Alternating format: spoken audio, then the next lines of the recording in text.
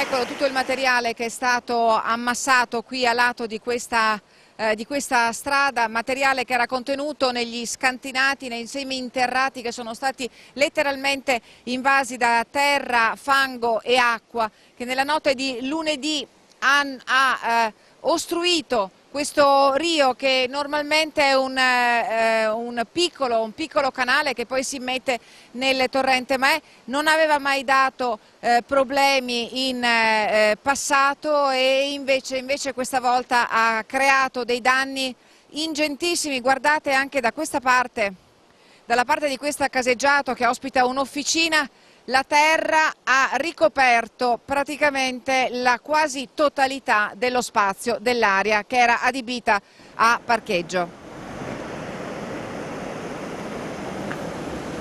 Sono oramai più di 10 giorni che state lavorando per portare via tutto quello che è stato rovinato dal fango. Portare fuori, non portare via, è ancora tutto qua.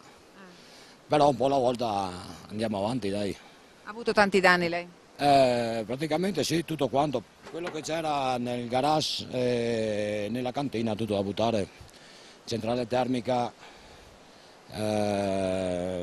turbina, spazzaneve, spaccalegne, tutto quello che c'era, tutto da buttare.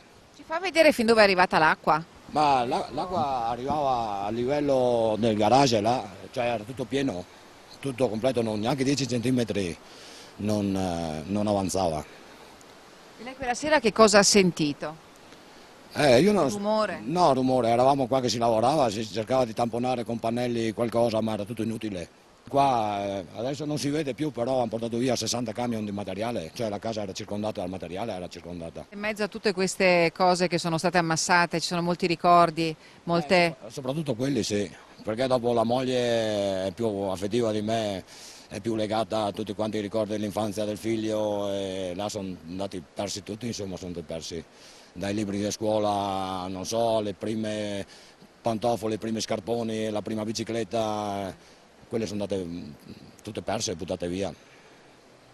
Ma insomma dai, ricominceremo.